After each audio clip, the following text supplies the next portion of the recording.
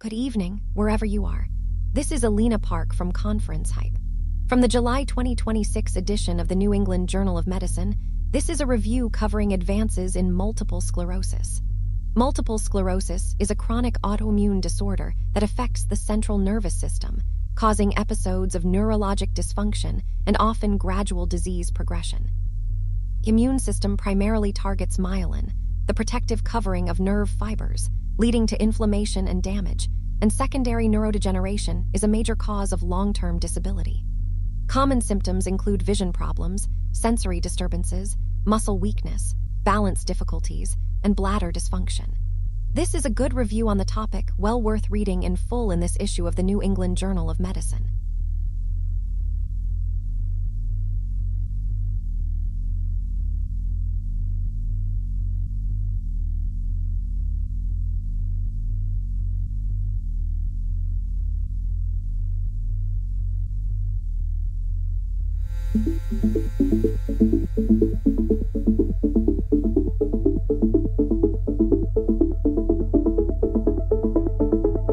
This is ConferenceHype. Stay with us, coverage continues.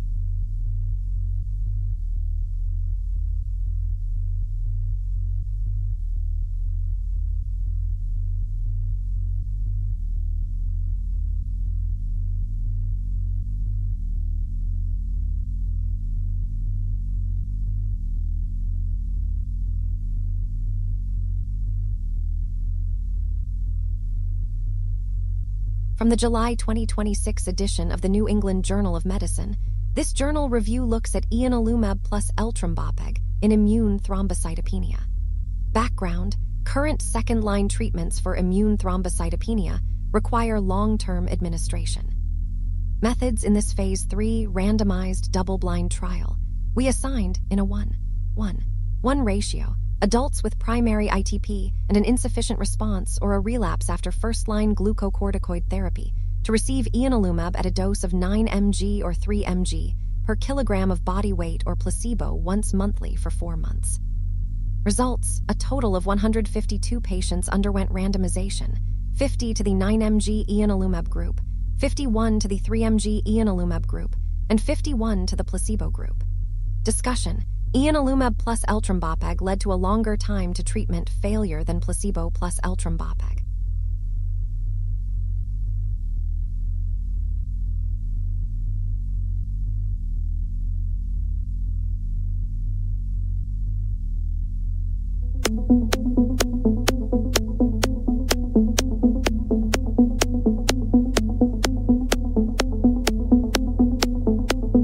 This is ConferenceHype. Stay with us, coverage continues.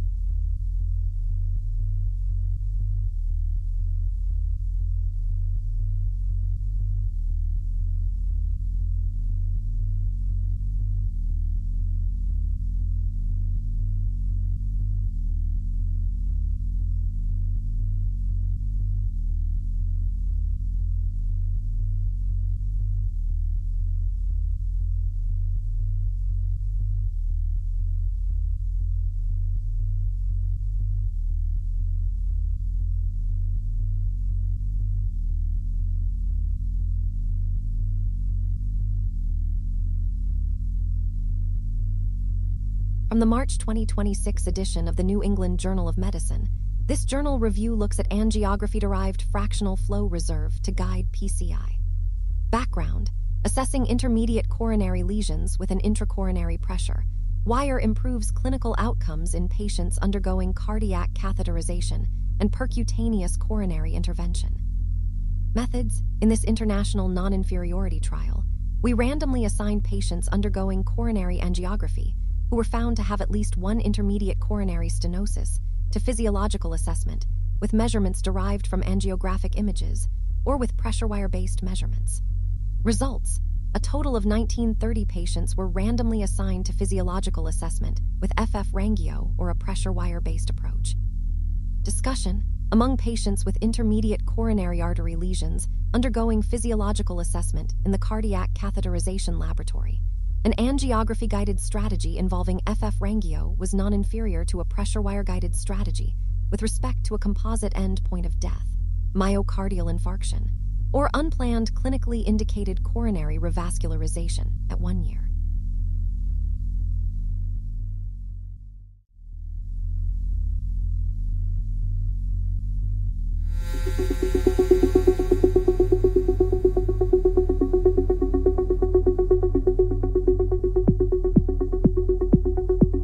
This is ConferenceHype. Stay with us, coverage continues.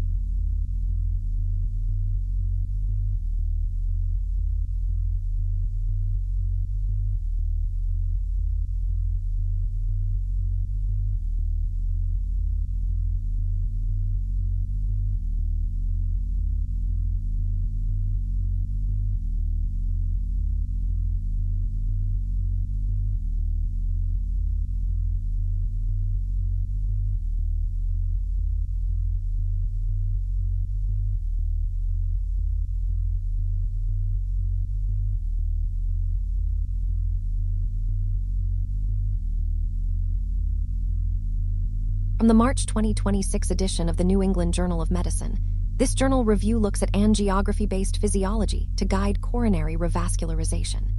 Background: current society guidelines recommend physiological assessment of intermediate coronary lesions to guide revascularization. Methods: we conducted an international, open-label, randomized, non-inferiority trial at 37 sites in Europe. Results: the primary endpoint was assessed in 1116 patients in the VFFR group and 1095 in the FFR group.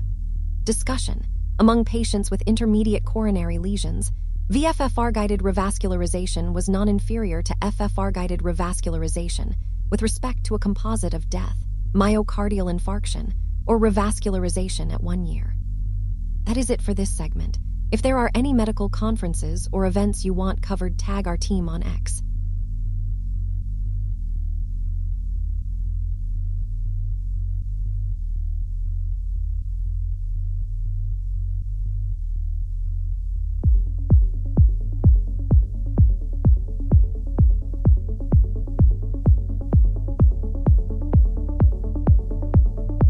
This is ConferenceHype.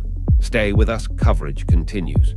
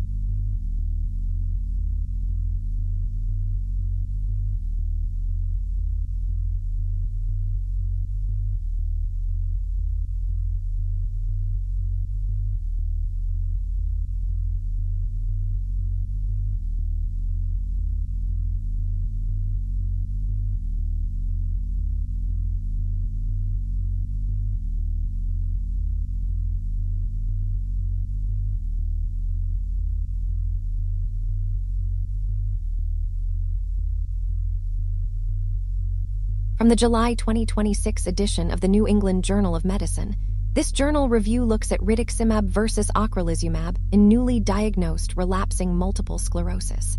Background: anti-CD20 monoclonal antibodies are effective for relapsing multiple sclerosis. Methods in this Phase 3, multi-center, double-blind, non-inferiority trial, we randomly assigned adults with newly diagnosed relapsing multiple sclerosis and recent disease activity in a 3:2 ratio to receive rituximab or ocrelizumab every 6 months for 24 months. Results: a total of 218 participants underwent randomization. 216 received treatment. Discussion: in participants with newly diagnosed relapsing multiple sclerosis and recent disease activity, rituximab was non-inferior to ocrelizumab in suppressing disease activity as detected by MRI from 6 to 24 months, with a similar incidence of serious adverse events.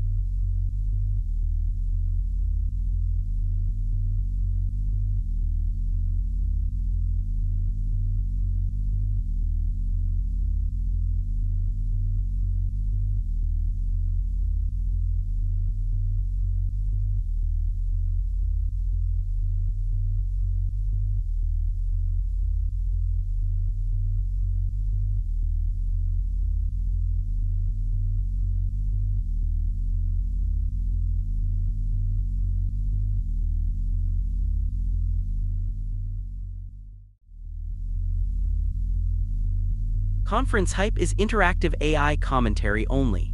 It is not reporting, journalism, medical education, clinical guidance, scientific validation, legal advice, or financial advice. ConferenceHype is independent and is not affiliated with conference organizers, presenters, sponsors, or exhibitors.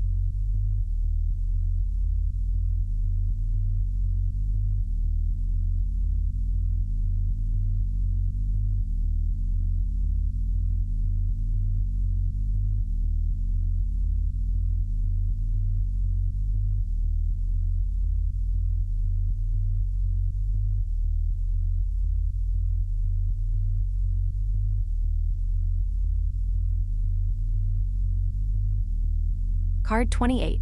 Talia Stone is covering JCO oncology practice.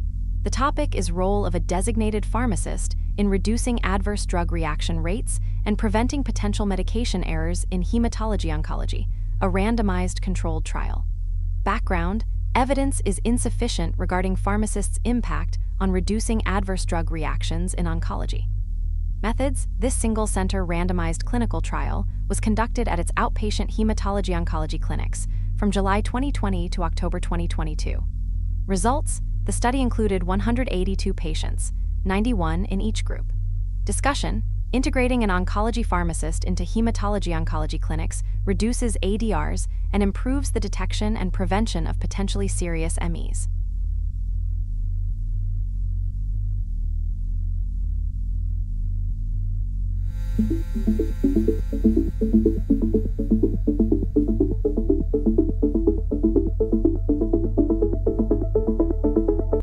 This is ConferenceHype. Stay with us, coverage continues.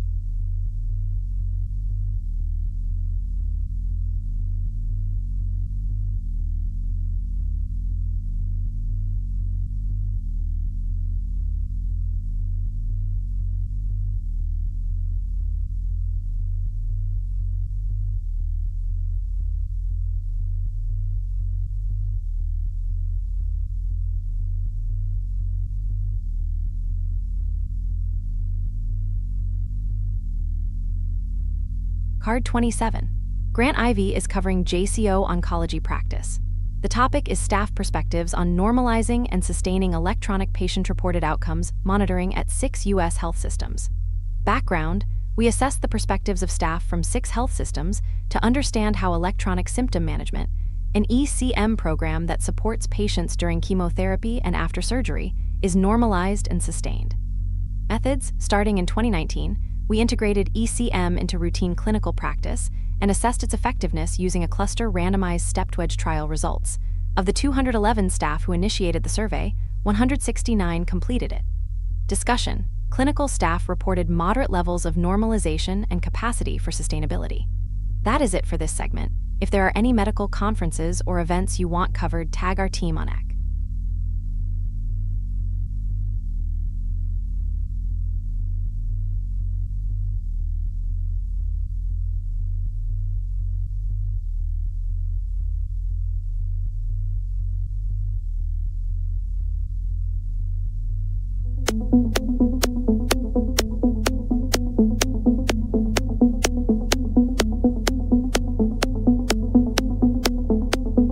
This is ConferenceHype. Stay with us, coverage continues.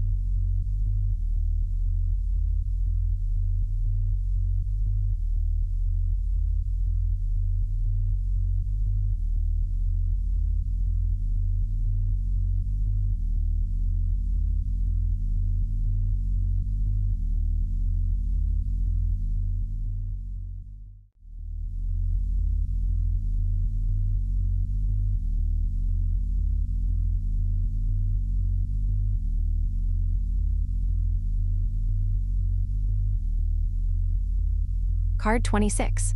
Elena Park is covering JCO Oncology Practice.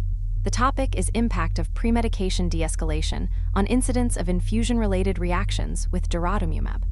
Background: daratumumab is an anti-CD38 monoclonal antibody used to treat multiple myeloma and light chain amyloidosis. Methods: a retrospective chart review at the Mayo Clinic reviewed eligible patients with multiple myeloma or amyloid light chain amyloidosis who received their first dose of daratumumab within the 4 months preceding the date of implementation, or no more than 4 months after the date of implementation on April 13, 2022. Results: nearly all patients received daratumumab by SC route of administration. Discussion: omission of premedications after cycle 1 of daratumumab did not increase the incidence of infusion.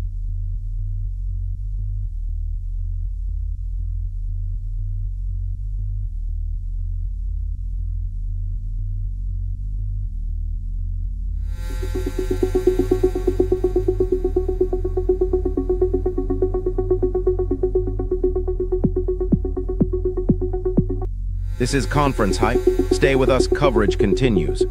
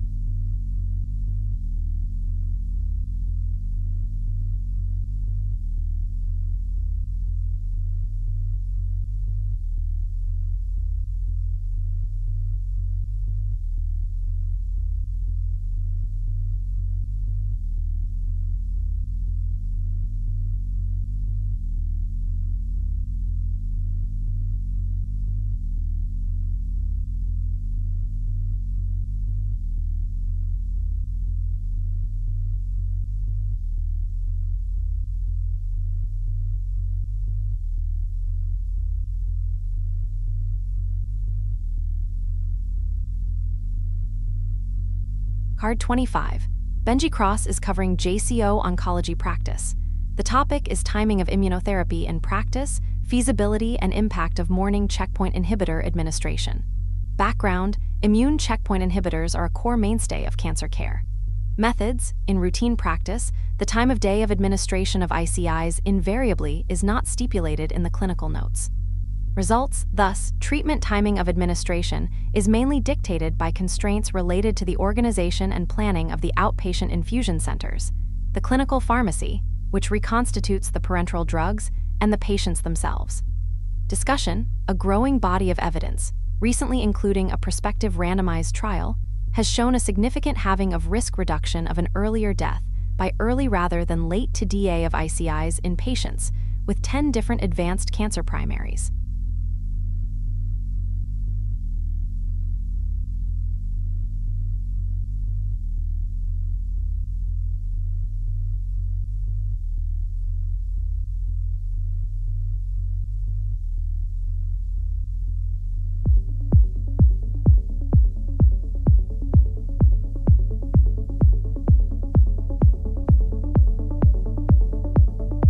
This is ConferenceHype. Stay with us, coverage continues.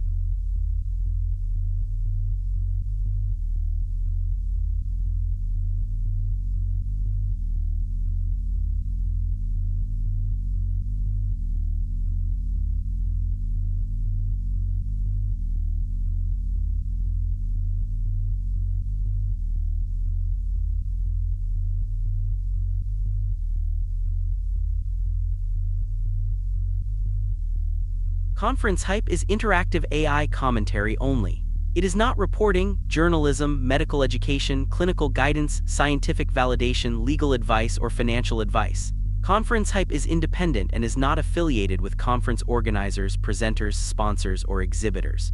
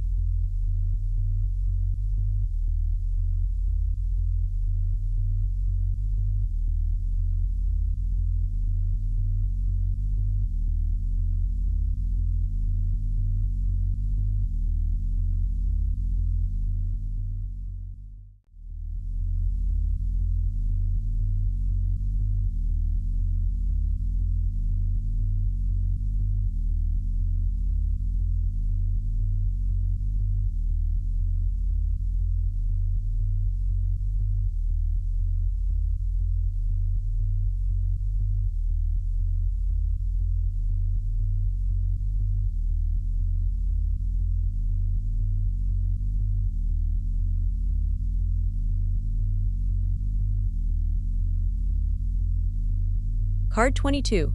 Amara Saul is covering JCO oncology practice.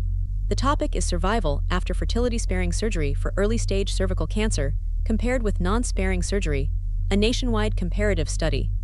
Background: the oncologic safety of fertility-sparing surgery in young women with early-stage cervical cancer is largely based on retrospective data from small series, highlighting the need for larger studies to validate its safety. Methods: we performed a nationwide retrospective matched cohort study of all patients, age 18-45 years with Fédération Internationale de Gynecologie, et d'Obstétrique 2018 stage, IA1 to IB2 cervical cancer, who underwent fertility-sparing surgery, FSS, cone biopsy, large loop excision of the transformation zone, or tricholectomy, between 2000 and 2022 in the Netherlands. Results: in total, 1,446 patients were included, 482 treated with FSS, and 964 with a hysterectomy. 57.5% had stage 1A1 or 1A2, and 42.5% had IB1 or IB2 cervical cancer.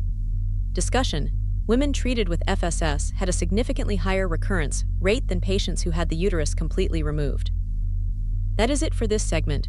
If there are any medical conferences or events you want covered, tag our team on X.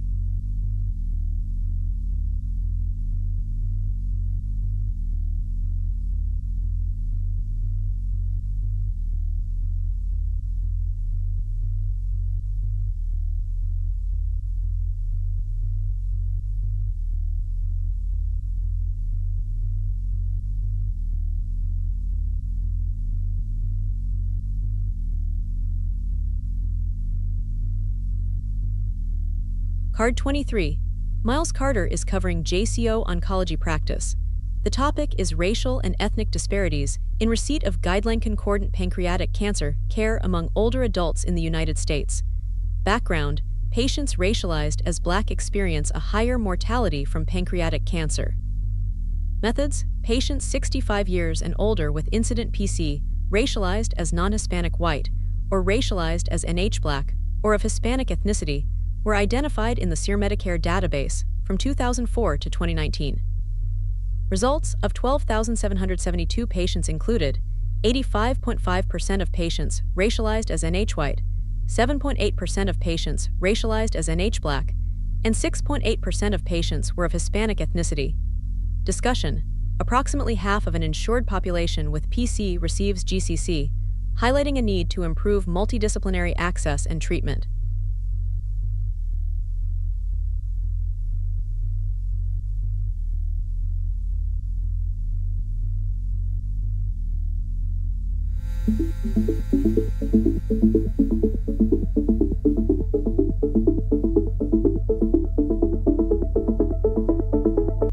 This is Conference Hype. Stay with us, coverage continues.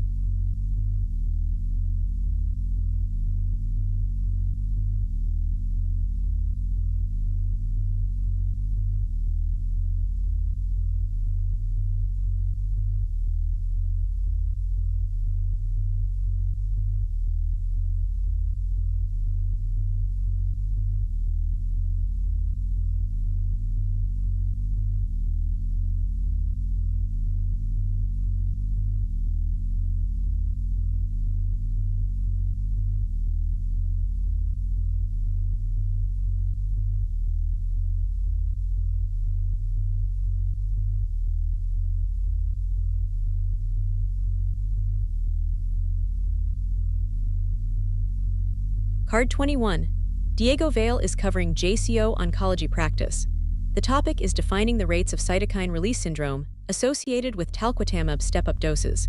Background: talquetamab is a G protein-coupled receptor class C group 5 member D T-cell engaging antibody approved for relapsed refractory multiple myeloma. Methods: patients with RRMM who completed the talquetamab once a week or once every 2 weeks step-up dosing schedule between September 2023 and November 2024 were identified via the institutional database. Results: 50 patients completed the talquetamab step-up dosing phase during the study period. CRS occurred at a rate of 80%. Discussion: our findings suggested that the fourth talquetamab dose could be administered in outpatient settings given its high tolerability.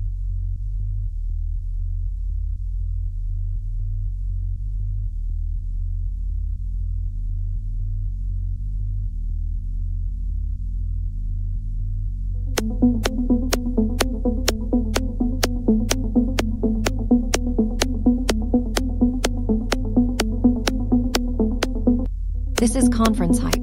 Stay with us, coverage continues.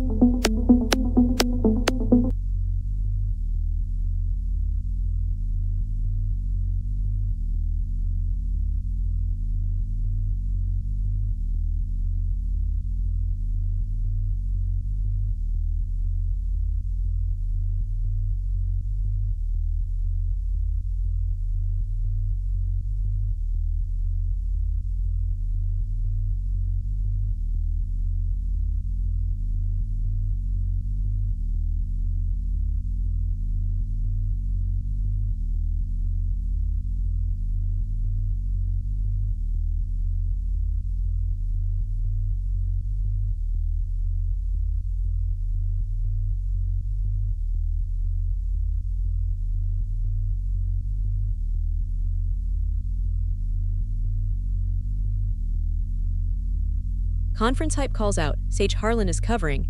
The topic is social callout on Becker's Healthcare. Background, 11 stories we are following at Becker's Healthcare have a great 4th of July. Methods, CMS targets 340B, site-neutral pay in 2027 outpatient rule, 9 things to know Alan Kindon. Results, the hospitals, health systems cutting jobs in 2026 Kelly Gooch Kristen Kuchno. Discussion remains limited to the source-described topic, until PubMed or full record detail is available.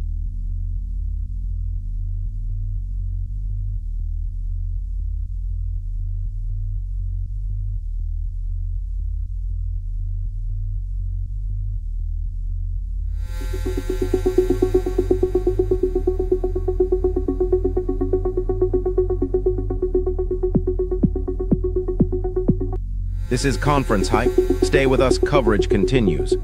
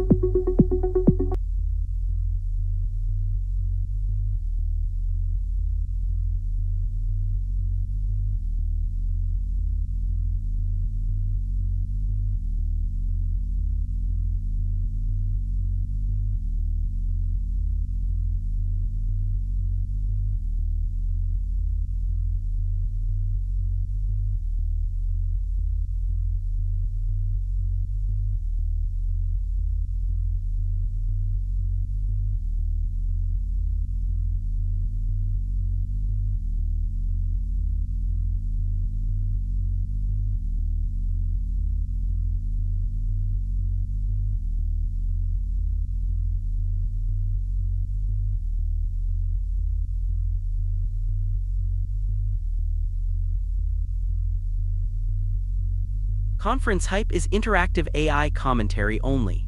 It is not reporting, journalism, medical education, clinical guidance, scientific validation, legal advice, or financial advice. ConferenceHype is independent and is not affiliated with conference organizers, presenters, sponsors, or exhibitors.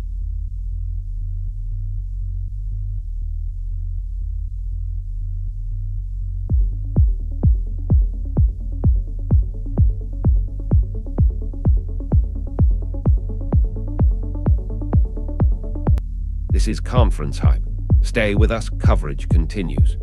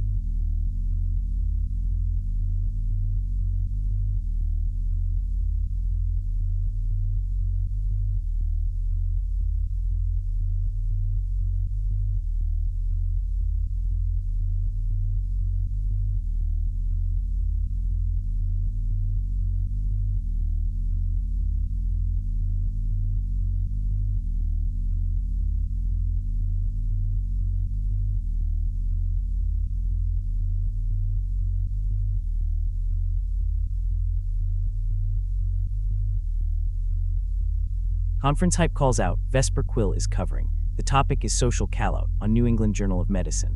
Background, syringe anticoagulation reversal in 2026. Are we winning the bleeding battle? Methods, anticoagulant-associated bleeding remains one of the most challenging emergencies in modern medicine. Results: a new review in the New England Journal of Medicine provides an updated roadmap for reversal strategies discussion. Discussion remains limited to the source-described topic until PubMed or full record detail is available.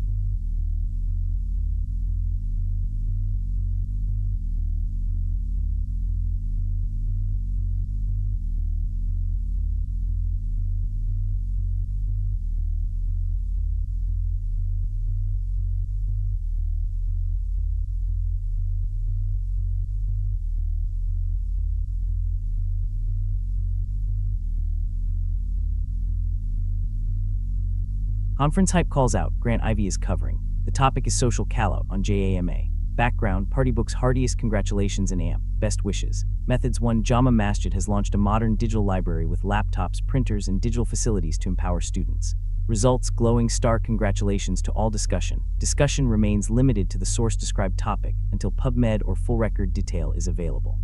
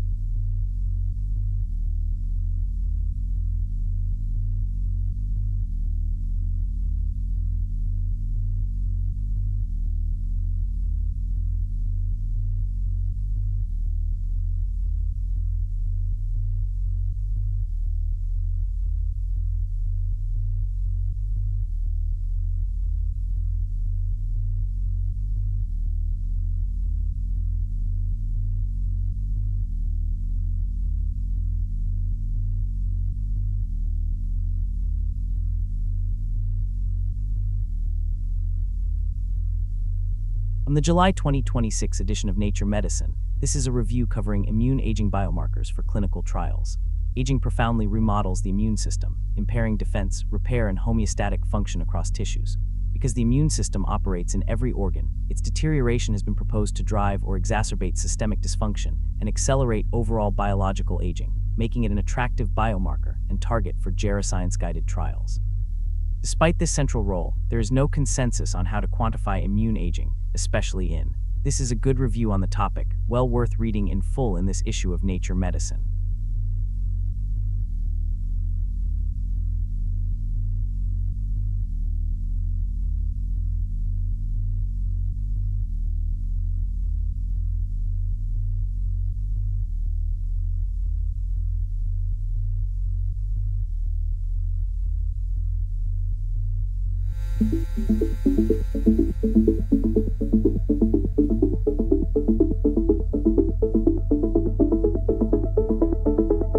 This is ConferenceHype. Stay with us, coverage continues.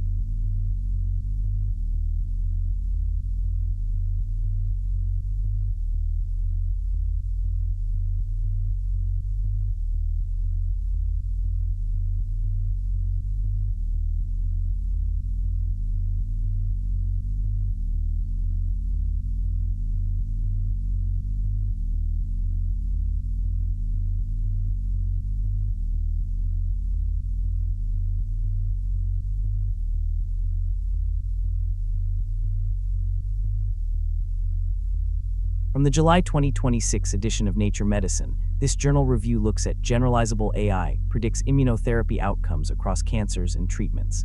Background: immune checkpoint inhibitors have become standard care across many cancers, but most patients do not respond. Methods in 16 independent clinical cohorts spanning 7 cancers and 6 immune checkpoint inhibitors, increasing precision by 8.5%, Matthews correlation coefficient by 12.3%, and area under the precision recall curve by 15.7%, with minimal or no additional training. Results predictors such as tumor mutational burden, PDL1 expression, and transcriptomic signatures often fail across cancer types, therapies, and clinical settings. Discussion: there is a clear need for a robust, interpretable model that captures shared immune response principles and adapts to diverse clinical contexts. That is it for this segment. If there are any medical conferences or events you want covered, tag our team on X.